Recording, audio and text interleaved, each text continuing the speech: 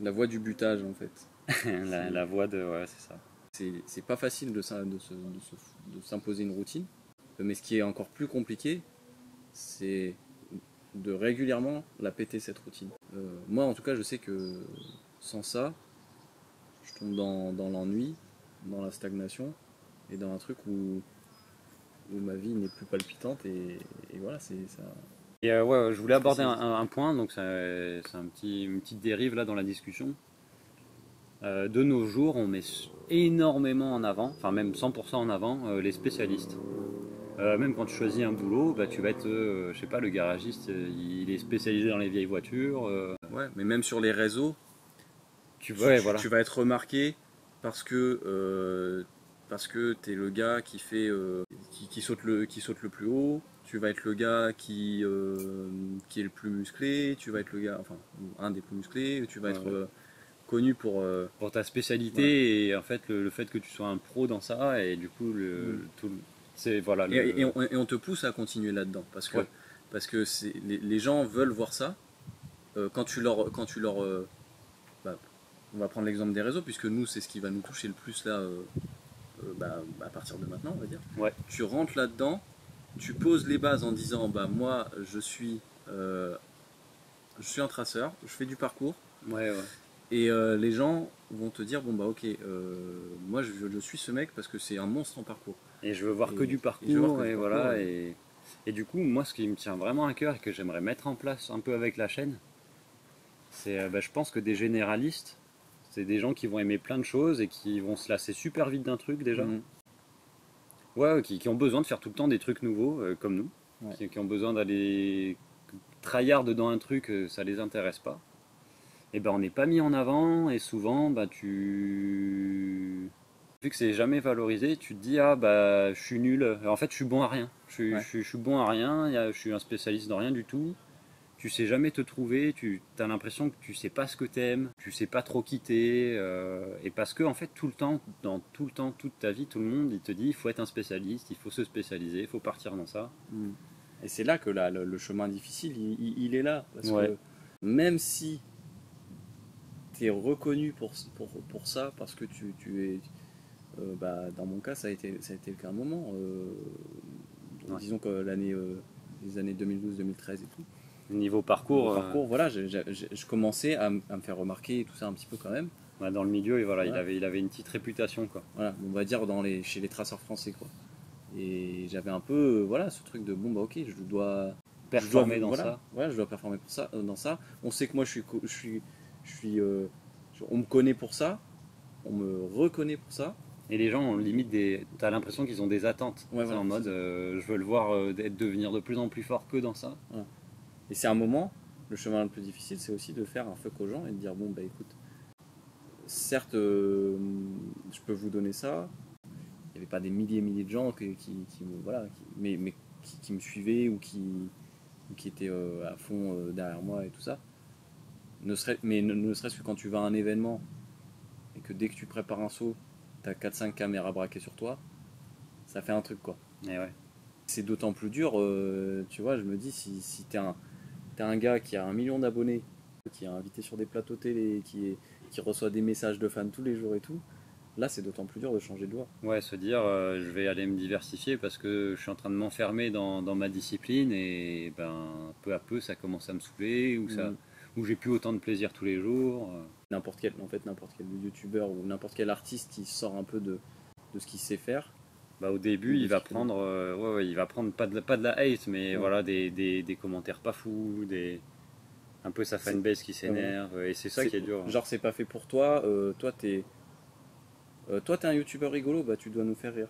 Voilà. Vous êtes des sportifs, bah montrez-nous du spectaculaire, vous n'êtes pas là pour nous faire rire.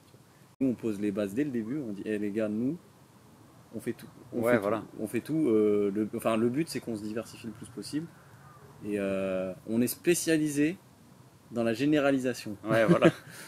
c'est exactement ça. Et puis sans se dire on fait ça dès le début pour être tranquille, c'est vraiment moi ça me tient à cœur de mettre en avant ça parce que je suis sûr qu'il y a beaucoup de gens, je suis sûr qu'il y a pas mal de gens qui sont dans ce cas-là quoi, qui aiment plein de choses Mais vu qu'ils sont pas très forts dans une seule, et ben ils vont jamais vouloir le partager trop avec tout le monde et Ouais. comme je l'ai dit plus tôt, voilà, ils vont se sentir un peu nuls parce qu'ils ont l'impression de pas être le meilleur dans un truc. Mais en fait, faut se dire, ça a de la valeur d'être fort dans plein de choses, d'être polyvalent, d'être intéressé par des choses qui changent tous les jours. Les généralistes, voilà, on est intéressant. Voilà, ne soyons pas reconnus que par. Essayons de ne pas être reconnus que par le salaire que peut générer une activité ou le nombre de vues que peut générer Voilà, une activité dans un domaine précis. On est humain, on a besoin de changement. C'est honorable de vraiment prendre son courage à deux mains et dire bon bah ok, let's go, j'ai envie de ça, je le fais. Je fais du changement, je fais du nouveau dans ma vie, je tourne des pages, et voilà quoi. Bah, je pense que on a fait le tour de la question quoi. Et puis, Ouais. Et puis de toute façon, c'est quelque chose qui évolue tout le temps. Donc là, ouais. c'est là où on en est aujourd'hui sur cette réflexion-là. Donc on va vous faire des points réguliers et puis je pense on vous parlera de justement de plusieurs citations comme ça qui ont eu un impact sur nous, sur nous pendant des années, et qui Ouais. ont encore un impact sur nous. Qui ont un peu dirigé nos actions, nos Ouais. vies. Est-ce que vous, Mais ça vous intéresse aussi, hein? Faut pas hésiter à nous dire dans les commentaires. dans les commentaires, voilà. Si on choisit un peu régulièrement un peu une citation un peu philosophique comme ça et qu'on s'étend dessus. S'il y a une citation d'ailleurs quelque chose qui vous parle comme ça, que vous voulez mettre dans les commentaires, Ouais. n'hésitez pas à dire. On pourra on pourra choisir des citations comme ça. Parce que ça, je vais le répéter super souvent, mais interagir avec vous, moi ça m'intéresse beaucoup. C'est Ouais. ce que je veux en fait. Et comme on l'a dit dans le premier podcast, c'est la raison pour laquelle on fait ces vidéos.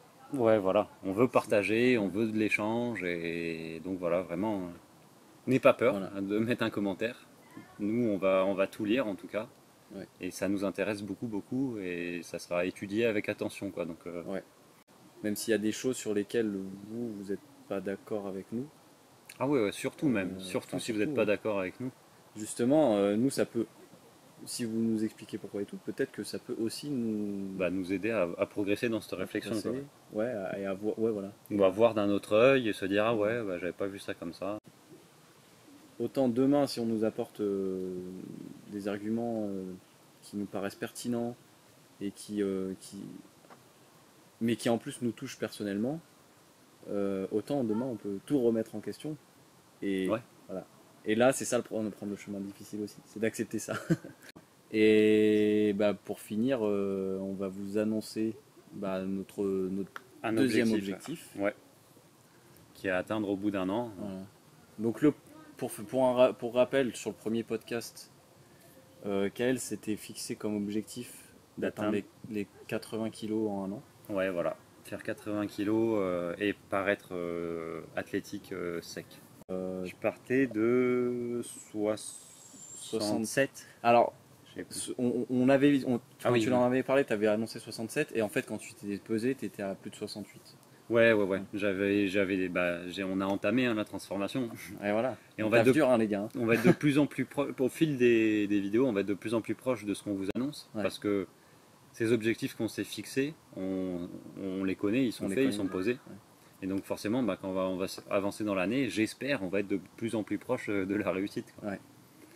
Et du coup, là, tu t'es pesé dernièrement, et t'étais à... Ouais, je me suis pesé ce matin et j'étais à 72 déjà. Donc ça avance quoi.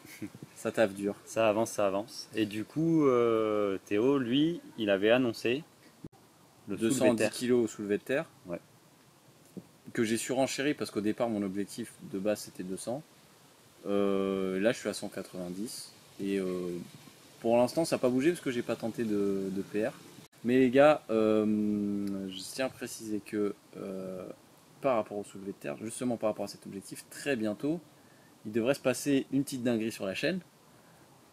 Si tout va bien, j'annonce, allez, je m'avance un peu, si tout va bien, normalement, il devrait y avoir un featuring assez sympatoche. Je pense choper des petits skills des petites astuces et tout bien sympas qui vont me faire progresser en soulevé de terre. Donc voilà, level up bientôt, je pense. On espère, on taffe sur un truc là.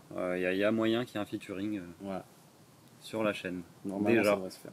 Et un gros featuring, hein, les gars. C'est quelqu'un d'extrêmement inspirant et quelqu'un qui a vraiment du level pour le coup. Et quand je dis gros featuring, c'est dans tous les sens du terme, les gars. Ouais. Quel est l'objectif que tu annonces là aujourd'hui? Donc j'annonce, et c'est pas un objectif des moindres dans le monde du bodybuilding.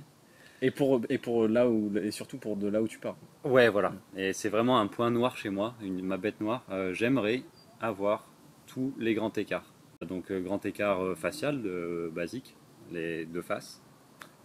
Et les deux axiales. Axial, donc jambe gauche, jambe droite devant quoi. Et moi de base, je suis vraiment, je suis pas du tout souple des jambes. Haut du corps ça va, je suis normal. Mais vraiment, j'ai un gros retard sur la souplesse des jambes et surtout la partie antérieure. Donc ce qui est fessier, cuisses, je suis tout raide quoi. En plus mon boulot, je suis assis toute la journée devant un PC. Je pense que ça aide pas du tout d'être H24 sur ta chaise, assis sur tes muscles.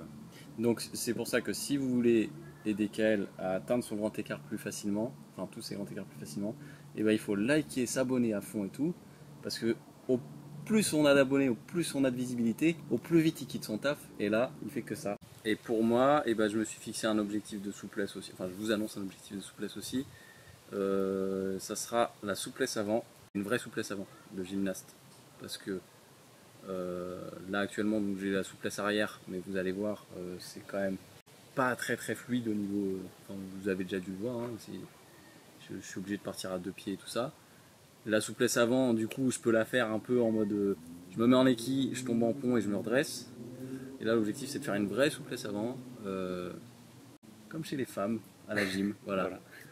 Et vous allez voir, c'est là-dessus qu'on va se diversifier à fond parce que on va carrément aller toucher à ce qui est de l'ordre de la gymnastique dite féminine. On considère que de base, les hommes sont moins souples, sont moins souples et sont plus forts. Alors bon, on peut pas nier que oui, il y a une part de génétique et tout à ce niveau-là qui fait que effectivement les hommes ont tendance à avoir plus de force que les femmes et les femmes ont tendance à être plus souples que les hommes, certes, mais on est capable d'atteindre ces capacités quand même avec du travail. Avec notre travail, notre acharnement, notre philosophie, on va arriver quelque part quoi. Et puis voilà, moi pour le délire de pouvoir taper une pose de bodybuilding en grand écart, ça me fait rire quoi. Voilà. C'est un bon délire. Voilà, en plus du fait que ce soit un bête d'accomplissement, c'est drôle. Je finis mon repas. Bon les potos, on a eu un problème de carte SD ce matin. Du coup, on a filé chercher une carte SD pour finir la vidéo, juste pour vous dire, voilà, fin de la vidéo, qu'est-ce qu'on voulait dire? Ça remonte il y a longtemps là.